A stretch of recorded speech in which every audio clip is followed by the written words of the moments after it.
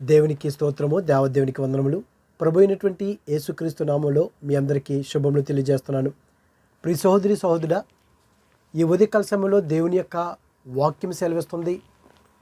మనము నిజంగా ఏ స్థితిలో నుంచి మనము దేవుని సన్నిధిలోనికి మనం వచ్చాము, మన స్థితి ఏమిటి, మన పరిస్థితి ఏమిటి, మనము ఒకప్పుడు ఏ విధంగా ఉన్నాము, ఇప్పుడు మనం ఏ విధంగా ఉన్నాము, మన స్థితిని ఎప్పుడు కూడా మనము మర్చిపోకుండా ఉండాలని దేవుని యొక్క వాక్యం సెలవుస్తుంది. చూడండి, ఈ దినాల్లో చూసుకున్నట్లయితే అధికారులు కావచ్చు, పెద్దవారు కావచ్చు,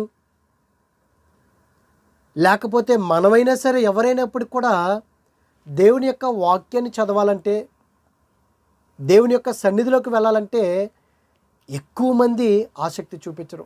ఒకవేళ వెళ్ళినా సరే సంఘానికి కనీసం పరిశుద్ధ గ్రంథం తీసుకెళ్ళాలని కూడా కొంతమంది ఆలోచించరు. ఎందుకంటే మొబైల్లో ఉంది కదా అని చెప్పేసి వెళ్ళిపోతూ ఉంటారు.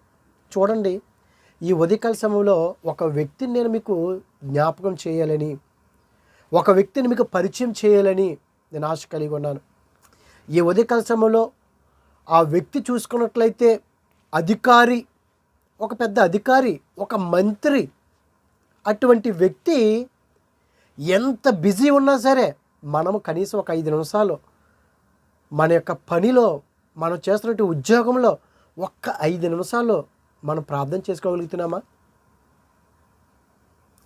దావీదు గారు, ఇదిగో నేను రోజుకి 7 మార్లు ప్రార్థన చేస్తున్నాను అన్నాడు ఆయన. దానియేలు గారు రోజుకి 3 మార్లు ప్రార్థన చేస్తున్నాడు ఆయన.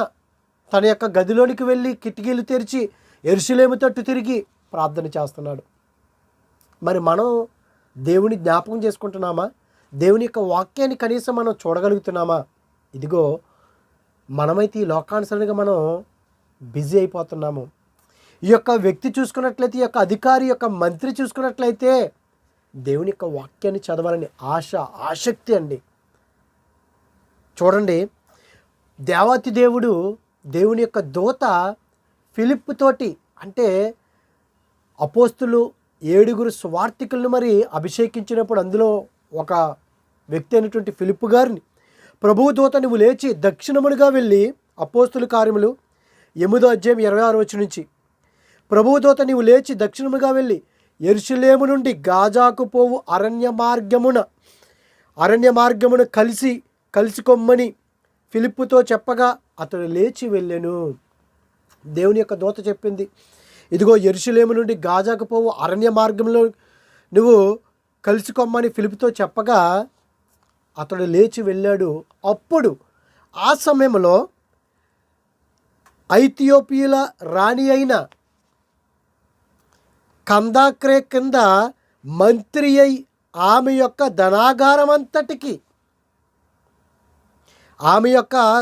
ధనాగారమంతటి మీదనున్న ఐథియోపియుడైన నపుంసకుడు, చూడండి, ఐథియోపియా రాణి అయినటువంటి కందాకే క్రింద మంత్రిగా ఉన్నాడు ఈయన, ఆర్థిక మంత్రిగా ఉన్నాడు ఈయన.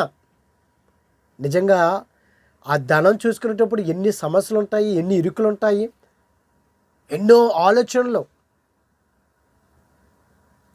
అంత బిజీగా ఉన్నా కూడా ఇతడు ఏం చేస్తున్నాడు చూడండి, మంత్రి అయి ఆమె యొక్క ధనాగారం అంతటి మీదనున్న ఐథియోపియుడైన నపుంసకుడు ఆరాధించుటకు యెరూషలేమునకు వచ్చి ఉండెను. దేవుణ్ణి ఆరాధించడానికి అండి. మనం కూడా ఏదైనా ఒక అధికారం వస్తే, మన స్థితి పరిస్థితి మారిపోతే దేవుని సన్నిధిలోనికి వెళ్ళటానికే మనకి సమయం ఉండదు. దేవుని జ్ఞాపకం చేసుకుంటానికే సమయం ఉండదు. దేవుని యొక్క వాక్యాన్ని చదువుకుంటానికి, ప్రార్థన చేయటానికే మనకు సమయం ఉండదు. ఈ యొక్క ఆర్థిక మంత్రి అయినటువంటి ఈ యొక్క నపుంసకుడు ఇదిగో యెరూషలేముని కంట దేవుణ్ణి ఆరాధించడానికి ఆయన వచ్చాడు. అతడు తిరిగి వెళ్ళొచ్చు. చూడండి, మనం ఆరాధించుకుంటాం, దేవుని సన్నిధిలోకి వెళ్తాం, దేవుని యొక్క వాక్యాన్ని వింటాం, అయిపోయింది. ఇంకా సంఘంలోంచి బయటకు రాగానే మన ఆలోచనలు మారిపోతాయి, మన చూపులు మారిపోతాయి, మన మాట తీరు, మన ప్రవర్తన మారిపోతుంది. ఇదిగో ఈ యొక్క నపుంసకుడు ఆరాధించుటకు యెరూషలేమునికి వచ్చిండును. అతడు తిరిగి వెళ్ళొచ్చు. దేవుని యొక్క సన్నిధిలో నుంచి, సంఘములో నుంచి తిరిగి వెళ్ళిపోతున్నప్పుడు మనకైతే సంఘములో ఎవరినెవరు చూసుకున్నారో, సంఘములు ఏమి జరుగుతున్నాయి, ఎవరి గురించి చెడుగా మాట్లాడుకోవాలా, ఏ స్త్రీ గురించా, ఏ పురుషుడి గురించా మనం లోకానుసరి మాటలు మాట్లాడుకుంటామో, ఇదిగో సంఘం నుంచి వెళ్ళిపోతున్నప్పుడు సత్యం అనేక మంది మాట్లాడుకుంటారు ఏ మాటలు. కానీ ఈ యొక్క నపుంసకుడు వెళ్ళుచు,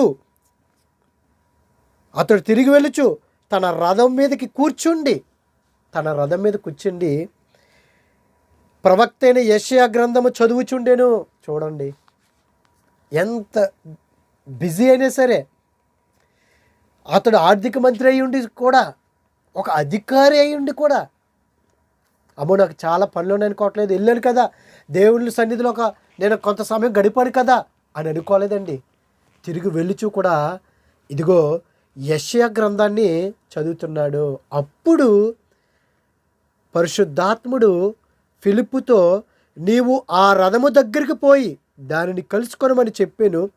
ఫిలిప్పు దగ్గరకు పరిగెత్తుకుని పోయి అతడు ప్రవక్త అయిన యెషయా గ్రంథము చదువుచుండగా విని, పరిశుద్ధాత్ముడు చెప్పాడు, ఫిలిప్పు గారు వెళ్ళారు. ఆ వెళ్ళినప్పుడు విన్నాడు. ఈ లోకానుసరి మాటలు చెప్పుకోవట్లేదు, లేని వార్తలు పుట్టించట్లేదు, అబద్ధాలు ఆడట్లేదు, వ్యర్థమైన మాటలు కాదు. యెషయా గ్రంథం చదువుచుండగా ఫిలిప్పు గారు విన్నారు. విని, నీవు చదువుచున్నది గ్రహించుచున్నావా అని అడుగగా, చూడండి, మనం కూడా వాక్యాన్ని వింటాము, వాక్యాన్ని చదువుతాము, లేకపోతే వాక్యాన్ని బోధిస్తూ ఉంటాం. కొన్నిసార్లు మనకు అర్థం కాదు, చదివినా వెంటనే అర్థం కాదు. మనం ఏమంటామంటే అర్థమైపోతుందని తలకాయలు ఊపేస్తాం మనం. ఎందుకంటే దేవుని యొక్క వాక్యం చాలా విలువైనది. మన జ్ఞానం సరిపోదండి. దేవుని యొక్క వాక్యం ఎంతో లోతైనది. ఇది మనం చెప్పుకునేది పైనే దేవుని యొక్క వాక్యం చదువుతుంది.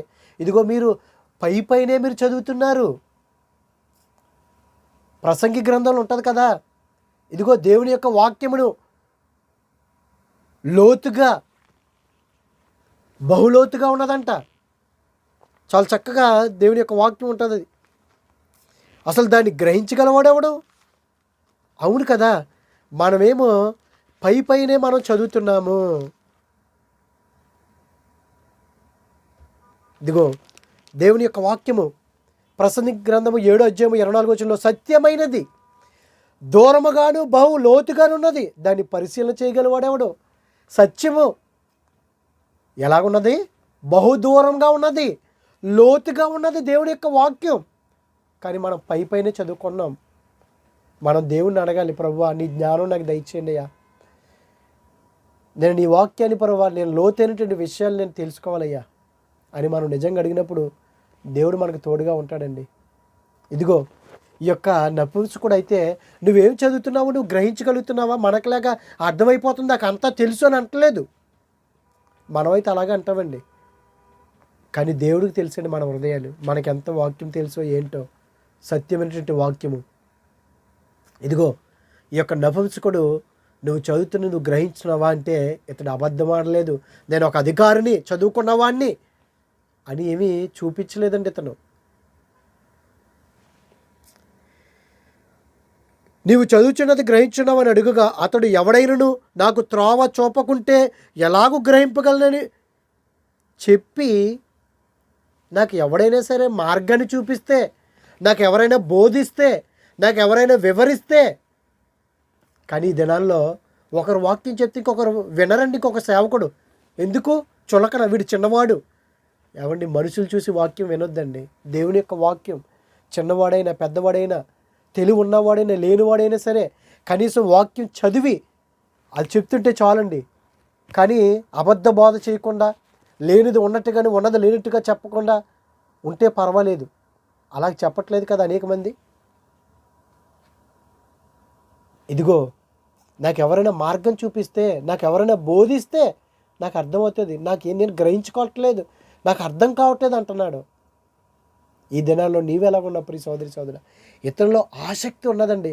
ఆ ఆసక్తి దేవుడు చూశాడు కనుక అతని యొద్దకి పరిశుద్ధాత్మ ద్వారా ఫిలిప్పుని పంపించాడు. నీకున్నదా ఆసక్తి? నీకున్నదా దేవుని మీద ఆ నిజమైనటువంటి భక్తి, తెలుసుకోవాలనేటువంటి ఆశ. ఇదిగో మరి అడిగినప్పుడు తనతో కూర్చుండమని ఫిలిప్పును వేడుకొనెను. అతడు లేఖనమందు చదువుచున్న భాగమేదనగా ఆయన గొర్రెవలే వదకు తేబడును, బొచ్చు కత్తిరించేవాడు ఎదుట గొర్రెపిల్ల ఎలాగ మౌనంగుండునో అలాగే ఆయన నోరు తెరవకుండెను. ఆయన దీనత్వను బట్టి ఆయనకు న్యాయ విమర్శ దొరకపోయిను. ఆయన సంతానము ఎవరు వివరింతురు? ఆయన జీవం భూమి మీద నుండి తీసివేయబడును. అప్పుడు నపుంసకుడు అంటున్నాడు, ఇదిగో ప్రవక్త ఎవరిని గూర్చి ఎలాగ చెప్తున్నాడు? తన్ను గూర్చియా వేరొకరు గూర్చియా? దయచేసి నాకు తెలుపుమని ఫిలిప్పుని అడిగాను. ఇదిగో ప్రభువు అయినటువంటి యేసుక్రీస్తు గురించి సువార్త బోధించాడండి. చూసారా బోధ ఎలాగ జరుగుతుందో? రథం మీద వాక్యం చెప్పేశాడండి. చెరసాల్లో ఉండి పౌలు గారు పాటల రూపంలో వాక్యం బోధించేశాడండి ఆయన. అదండి ఈ దినాల్లో ఒకరు వాక్యం చెప్తుంటే ఇంకొక సేవకుడు బయటికి వెళ్ళిపోతున్నాడు. వీడు చెప్పేది నేను వింటమేంటి, నాకు అన్నీ తెలుసు అని. మనం అట్లా వద్దండి, వాక్యాన్ని వినాలి. అందులో మనకి ఏదైనా తెలియనిది ఉన్నదా, లేకపోతే నా మనసుకు ఏదైనా అవసరం ఉందేమో అది తీసుకోవాలండి పాజిటివ్గానే తప్ప వేరే వాళ్ళు చెప్తుంటే హేళన చేయటం, అపాస్యం చేయటం. ఒకవేళ అబద్ధంగా చెప్తుంటే కనుక దాన్ని మనం సరిచేయాలి తప్ప హేళన చేయటం, దూషించడం కాదు. తెలియని వారికి చెప్పండి, మంచిది, నేర్చుకుంటాము. ఇదిగో నాకు ఎవరైనా దారి చూపిస్తే, నాకు ఎవరైనా వివరిస్తే నాకు తెలుస్తుంది, లేకపోతే నాకు ఎలా తెలుస్తుంది అని నపుంసకుడు యొక్క అధికారి, ఆర్థిక మంత్రి, ఫైనాన్షియల్ మినిస్టరు అడిగాడు, ఇది ఎవరి గురించయ్యా?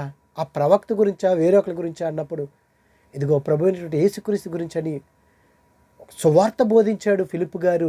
తెలుసుకున్నాడో, ఇదిగో మరి నేనేమి చెయ్యాలయ్యా అని అడిగినప్పుడు, రక్షణ పొందాలి నువ్వు ఇంకా అన్నప్పుడు, ఆ దారి మార్గంలోనే వెళుచున్నప్పుడు నీళ్లు కనబడితే ఆ యొక్క నపుంసకుడు ఆపేసి, ఇదిగో నీళ్ళున్నాయి ఇక్కడ, బాప్తిసం ఇవ్వడానికి ఇంకా నాకేం అడ్డు ఉంది, నాలో మార్పు వచ్చింది, ఇదిగో క్రీస్తుని అంగీకరించడానికి నేను సిద్ధంగా ఉన్నాను. అదండి ఆసక్తి. దేవుని సన్నిధిలోకి వెళ్తే నువ్వు కనీసం బైబిల్ కూడా పట్టుకెళ్ళలేనటువంటి స్థితిలో ఉన్నావు, నువ్వు బైబిల్ చూడలేనటువంటి స్థితిలో ఉన్నావు, నువ్వు చదవలేనటువంటి పరిస్థితిలో ఉన్నావు నువ్వు. అలాంటిది ఒక అధికారి ఎంత బిజీగా ఉన్నా కూడా దేవుని సన్నిధిలోకి వెళ్ళి దేవుని ఆరాధించి మరలా తిరిగి వెలుచు కూడా తన ప్రయాణంలో వాక్యాన్ని చదివాడండి. వీరండి నిజమైనటువంటి క్రైస్తవుడు. రక్షణ వచ్చింది, ఇదే మిక్కిలి అనుకూల సమయమని, నాకు ఇంకేమి అడ్డు అన్నప్పుడు మరి నిజంగా ఫిలిప్పు నపుంసకుడు ఇద్దరును నీళ్ళలోనికి దిగిరి. ఆ పైన చూస్తే ఇదిగో నీళ్లు, నాకు బాప్తిసం ఇచ్చుటకు ఆటంకమేమని అడిగి రథమును నిలుపమని ఆజ్ఞాపించాడు. ఫిలిప్పు నపుంసకుడు ఇద్దరును నీళ్ళలోనికి దిగిరి. అంతటా ఫిలిప్పు అతనికి బాప్తిసం ఇచ్చెను. వారు నీళ్లలో నుండి వెడలు వచ్చినప్పుడు ప్రభు ఆత్మ ఫిలిప్పును కొనిపోయిను. నపుంసకుడు సంతోషించుటూ తన త్రావును వెళ్ళును. అతడు ఫిలిప్పును మరి ఎన్నడూ చూడలేదు. చూడండి, ఫిలిప్పు దేవుని యొక్క వాక్యాన్ని బోధించాడు, బాప్తిసం ఇచ్చాడు, వెళ్ళిపోయాడంతే, ఆయన పని అయిపోయింది. మరెన్నడూ కూడా ఫిలిప్పు గారు నపుంసకుడిని కలవలేదు, నపుంసకుడు ఫిలిప్పు గారిని కలవలేదు. ఈ దినాల్లో చూసుకున్నట్లయితే ఎవరైనా సరే బాప్తిసం ఇస్తే రక్షించబడినట్లయితే, ఇదిగో నా దగ్గరే బాప్తిసం పొందాడు, నేనే రక్షించాను, ఈ దినాన్న నా యొద్ద నుంచి వెళ్ళిపోయాడు. మనకు అది కాదు, మనం రక్షించాం, దేవుని యొక్క మార్గంలోకి నడిపించాం, మన పని అయిపోయిందండి. అతడు మన దగ్గరికి వస్తాడా, మాట్లాడతాడా, మనకు కానుకిస్తాడా, ఇవ్వలేదా, మనకు అనవసరం. మన పని చేసేసాం మనం, అది కావాలి దేవునికి. మనమైతే కనుక ఇదిగో నేను ఈ సంఘానికి నేను ఇతన్నే రప్పించాను, ఇప్పుడు మంచి స్థితిలో ఉన్నాడు ఇతడు, కానీ నన్ను మర్చిపోయాడు, నాతో మాట్లాడట్లేదు అని మనం లోకానుసారంగా మాట్లాడుకుంటామండి. మన వెర్రితనం అది, మన అజ్ఞానం అది, మన గుడ్డితనం అది. ఆ విధంగా కాకుండా ఫిలిప్పు గారు మళ్ళీ నపుంసకుడిని ఎప్పుడు చూడలేదు. నపుంసకుడు ఫిలిప్పుని ఎన్నడూ కలవలేదు. ఎందుకు? ఫిలిప్పు గారు సువార్తను అందించాడు, రక్షణలోనికి నడిపించాడు, వాక్యము బోధించి బాప్తిసం ఇచ్చాడు, పంపించేశాడు. మనము కూడా ఈ లోకంలో ఈ భూమి మీద జీవించినంతకాలం కూడా సత్యమైనటువంటి వాక్యాన్ని బోధించాలి, రక్షణలోకి నడిపించాలి. అంతే నీ పని. నీతో మాట్లాడుతున్నాడా లేదా, నీ సంఘానికి వస్తున్నాడా లేదా మనకు అవసరం లేదు, ప్రభువు చూసుకుంటాడు. కనుక మనందరము కూడా అట్టి రీతిగా ఇదిగో ఆసక్తి కలిగి ఉన్నాడు నపుంసకుడు.